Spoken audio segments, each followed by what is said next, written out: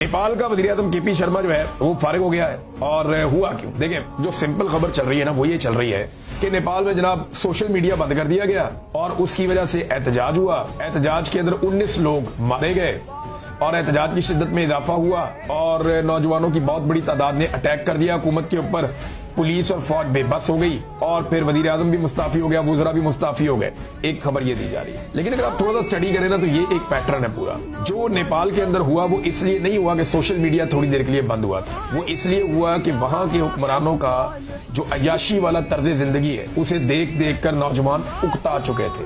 वहां के अवाम गरीब थे, हुक्मरान अमीर थे, बिल्कुल वैसे ही जैसे पाकिस्तान में। तो लोग बहुत ज्यादा फ्रस्ट्रेशन का शिकार थे कि ये क्या जुल्म हो रहा है। लोग करप्शन के खिलाफ बोलना शुरू हो गए थे सोशल मीडिया पे बहुत ज्यादा, जैसे आजकल पाकिस्तान में बोलते हैं। करप्शन, बेईमानी, फ्रॉड के खिलाफ लोग आवाज उठा रहे थे नेपाल में और हुकूमत के खिलाफ लोग जगह जगह पे इसके ऊपर प्रोटेस्ट करते थे सोशल मीडिया के जरिए से। तो उन्होंने सोशल मीडिया को बंद कर दिया। उन्हें इसका हाल ये मिला जैसे पाकिस्तान में कर देते हैं कि सोशल मीडिया ही बंद कर दो। सोशल मीडिया बंद किया तो लोग अपनी फ्रस्ट्रेशन निकाल नहीं पा रहे थे, यानी फिर लोग गुस्से में आ जाते हैं ना। जो इतने अरसे का गुस्सा जमा हुआ था वो फिर लोगों का निकला। नौजवान जो थे ये वो नौजवान है जो 15-16 साल की उम्र से लेकर 30 साल की उम्र तक के नौजवान, बहुत बड़ी तादाद में ये लोग निकले और इन्होंने फिर तख्ता उलट दिया।